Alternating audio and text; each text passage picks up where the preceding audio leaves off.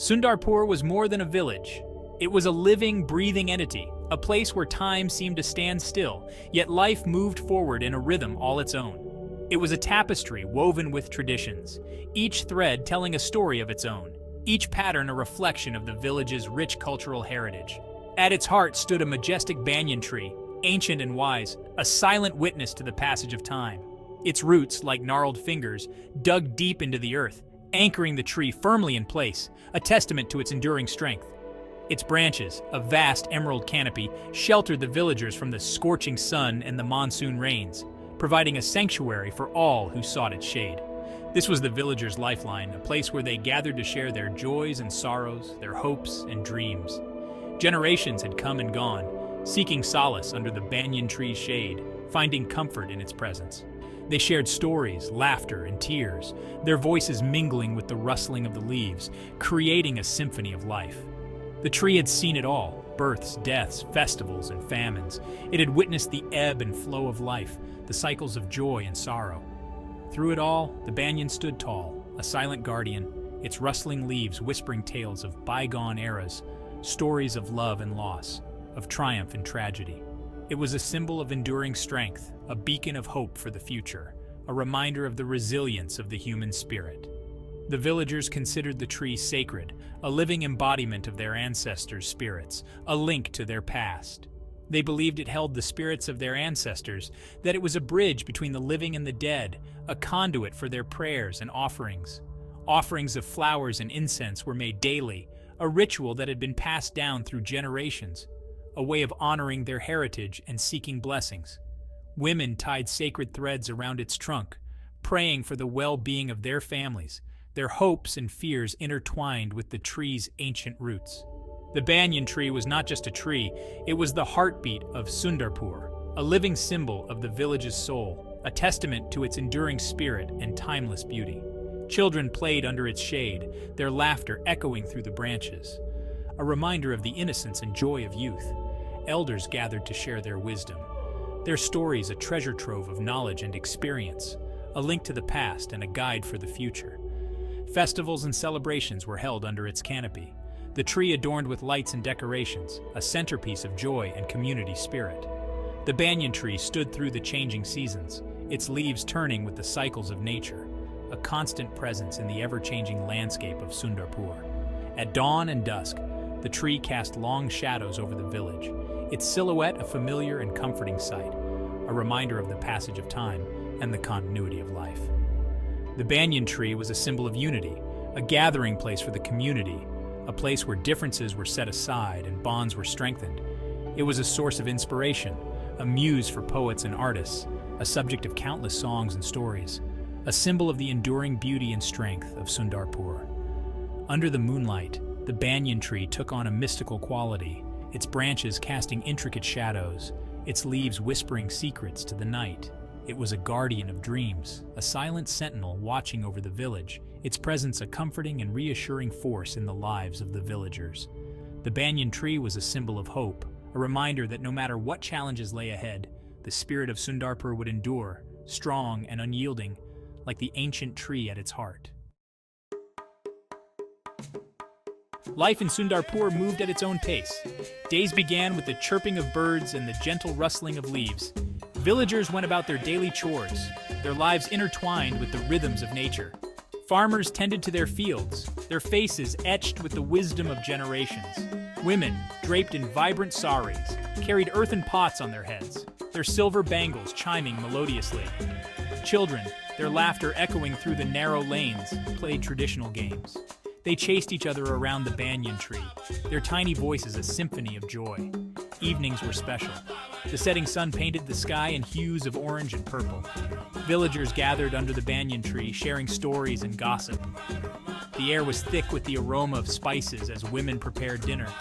The rhythmic pounding of pestle and mortar provided a soothing soundtrack. Festivals were a riot of color and sound. One day, a revered guru visited Sundarpur. His arrival was an auspicious event. Villagers lined the streets to welcome him, their faces alight with reverence. The guru, his eyes twinkling with wisdom, had traveled far and wide, spreading his message of peace and harmony. He chose to rest under the banyan tree, recognizing its aura of tranquility. The villagers sat spellbound, listening to his every word. He spoke about the importance of honesty, compassion, and unity. He stressed the need to preserve their cultural heritage, their traditions, and their values. His words resonated deeply with the villagers. They saw their own lives reflected in his teachings. The Guru's visit was a turning point for Sundarpur. His words, like seeds sown on fertile ground, took root in their hearts. A shadow fell upon Sundarpur. The annual monsoon, usually a blessing, arrived with a vengeance. Torrential rains lashed the village, turning the once fertile fields into a muddy quagmire. The river, usually a source of life, overflowed its banks, threatening to engulf their homes. Fear gripped the villagers. They huddled in their homes, praying for the rain to stop. The banyan tree, its branches swaying violently in the wind, seemed to share their anxiety. The storm raged for days, cutting off Sundarpur from the outside world. As the storm subsided, the true extent of the damage became apparent. Homes were destroyed, crops were ruined, and their lifeline, the bridge connecting them to the nearest town, lay in ruins. Despair threatened to engulf them.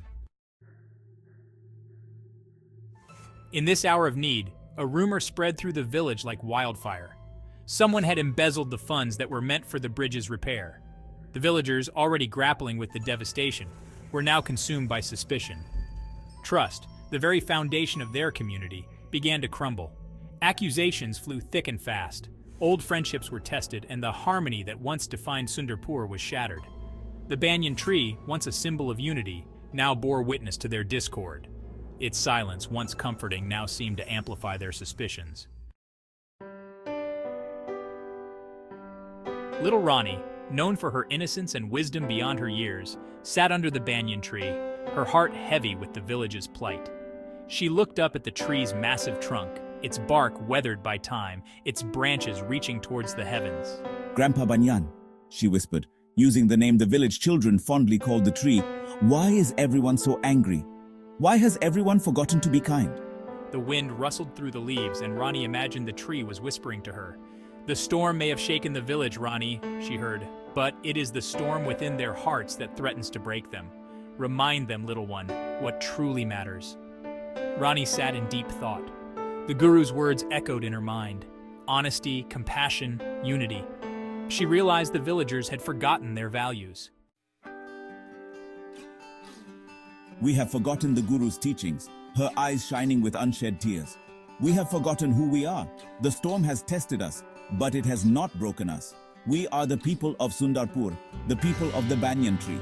We are not defined by suspicion and doubt, but by honesty, compassion, and unity." Rani, her voice small but determined, stood before the villagers. Taken aback by her words, the villagers fell silent. Her words, echoing through the village square, were like a balm to their troubled souls. One by one, the villagers looked at each other, shame replacing the suspicion in their eyes. They had allowed fear and doubt to cloud their judgment. They had forgotten the very essence of their being. As the villagers worked tirelessly to rebuild their lives, a group of children playing near the riverbank stumbled upon a startling discovery. Hidden amongst the debris washed ashore by the flood, they found a box filled with money and a letter. The letter, addressed to the village headman, was from a contractor who had been entrusted with the bridge repair funds. In it, he confessed to his crime, explaining how he had been tempted by greed and had diverted the funds for his own use. He wrote of his remorse, explaining that the storm and the plight of the villagers had awakened his conscience.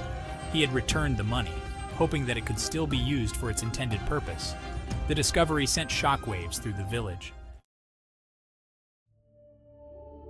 The recovered funds were used to rebuild the bridge, stronger and more resilient than before.